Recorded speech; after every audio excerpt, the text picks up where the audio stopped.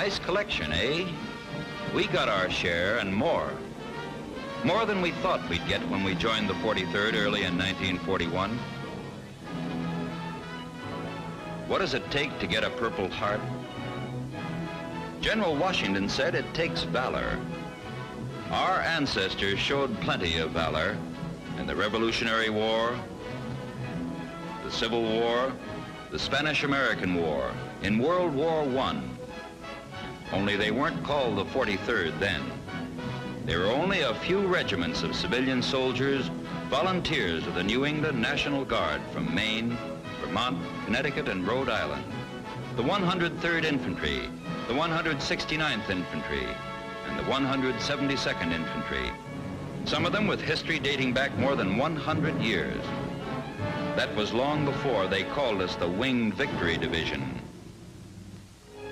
Let's be frank. Back in 1941, it didn't look like much of a victory, and we didn't look much like the division which was later called one of the finest commands in the Pacific. We used rubber balloons for guns and learned to paint the words machine gun instead of knocking one out. And speaking of winged victory, we didn't feel as if we had wings. Our feet hurt too much from marching, running, jumping, climbing. First in Camp Blanding, Florida. Then in Camp Shelby, Mississippi. General Hester, who was the boss of our outfit then, wasn't too happy about it. But when we left the States in October 1942, they gave us plenty of everything. Remember the phrase, arsenal of democracy? We must have half emptied it.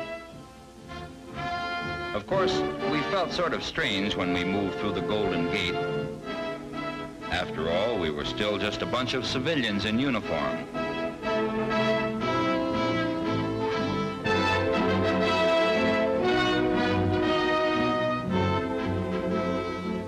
But there was also a feeling of excitement. One combat team was on the ill-fated President Coolidge, which was sunk at Espiritu Santo in the Hebrides, while the rest of us were kept as strategic reserve in New Caledonia, as a sort of welcoming committee for the Japs should they decide to pay us a visit. Strategic reserve, my eye, was just another word for training, for crawling in the dirt. And brother, we practically ate that dirt. We were getting tough and ready. When the Japs sent word they were too busy to keep our date, we moved up from New Caledonia. In February 1943, on the way to Guadalcanal, we started our collection of medals.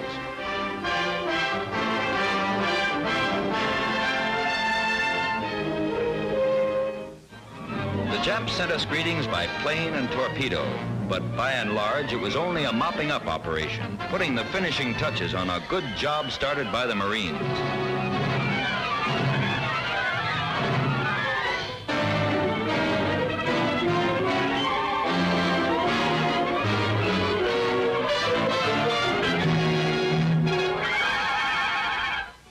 We got our first medals for valor and wounds. Next, we invaded the Russell Islands in 1943.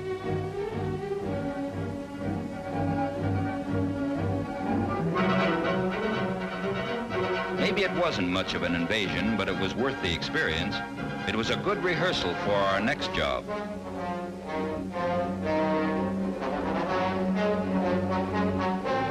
Reorganized as a task force under General Hester, we were supposed to land on Rendova Island together with elements of the Navy and Marine Corps.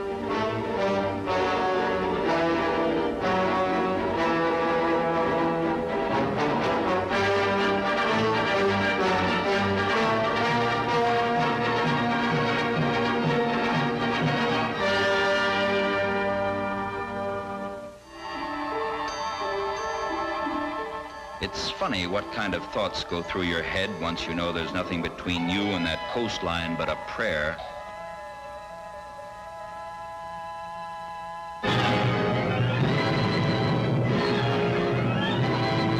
Advancing under fire. Establishing a beachhead. Unloading equipment. with those devils dropping hell on you.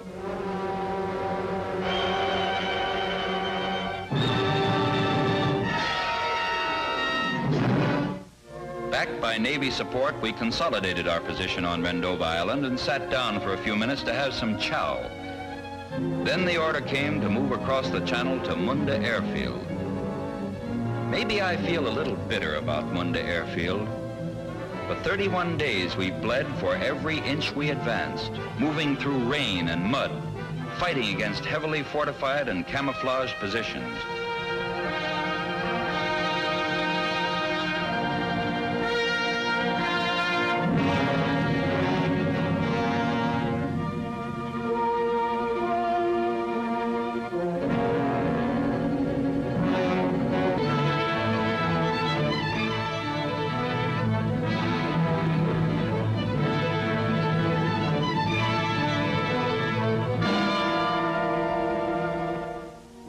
Yes, Munda Airfield brings back some bitter memories.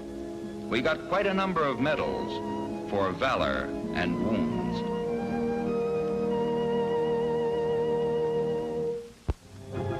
But Munda was ours, repaired and enlarged as a base for our planes. And so was Arundel Island, after 50 more days of sweat and blood. They took us to New Zealand to forget all about it.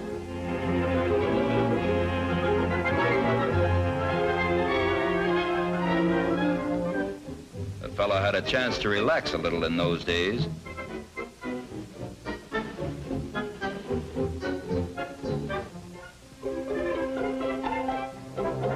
We played a little too.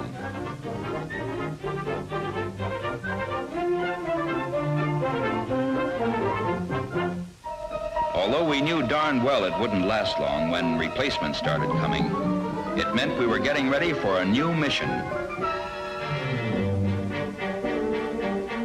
General Red Wing was now our boss, a tough soldier graduated from the Doughfoots. He was the one who gave us that name, the Winged Victory Division, the funniest name a bunch of doughboys ever had.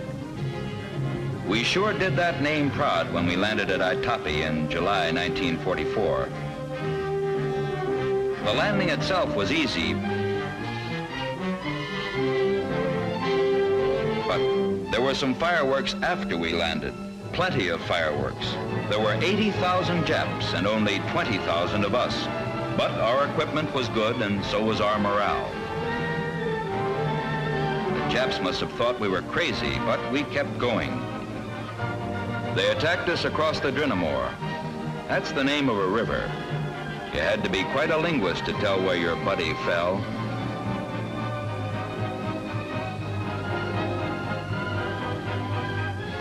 But don't worry, our Japanese friends learned in a hurry to understand the language of our guns.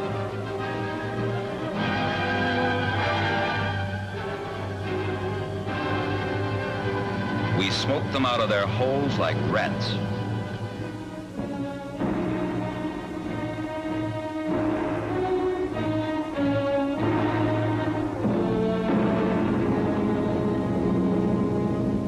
And we kept going, sort of a constitutional, you might say, with a shower every day and a beauty nap after lunch, mud pack and all. Things sort of eased up when Christmas came around, or so we thought. It was the third Christmas we had spent away from home. The third Christmas. For many of us, the last. On New Year's Eve, we were on our way to the Philippines as part of the invasion force. Yes, we made a number of New Year's resolutions. Number one was we were going to land on Lingayen Gulf, Luzon. It was the kind of a campaign that sticks in your memory, the kind you keep dreaming about long after it's over. Some dreams. We'll never forget those kamikazes.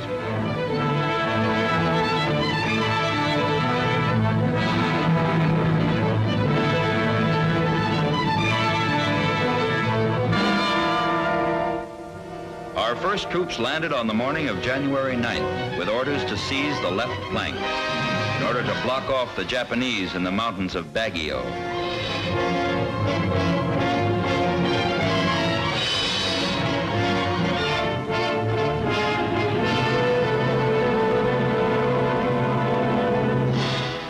had to slug it out inch by inch over mountains, rivers, swamps, jungles.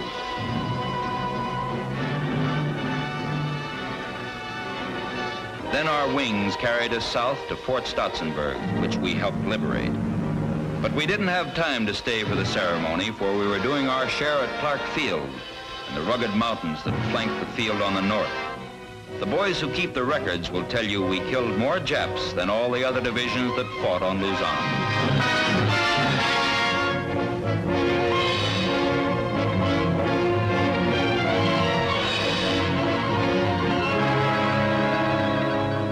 But don't let anybody tell you we were the only ones who did the fighting. We would have been lost in the Zambales Mountains without the guerrillas and the native scout troops.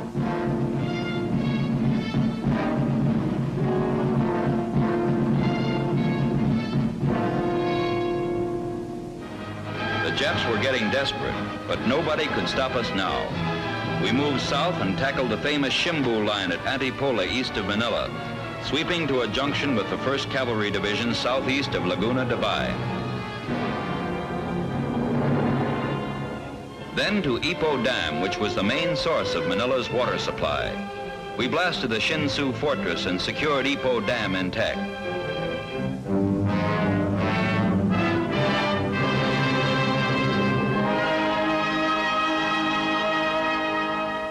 Then we were yanked out for a rest. But our biggest job lay yet ahead, the invasion of the Japanese homeland. However, before we could get going again, a little gadget called the atom bomb brought peace. We put in a stretch as occupation troops in Japan.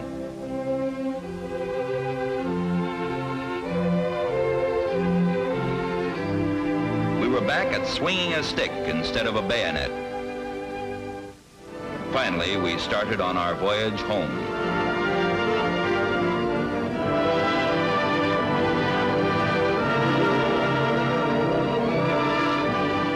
Back through the Golden Gate.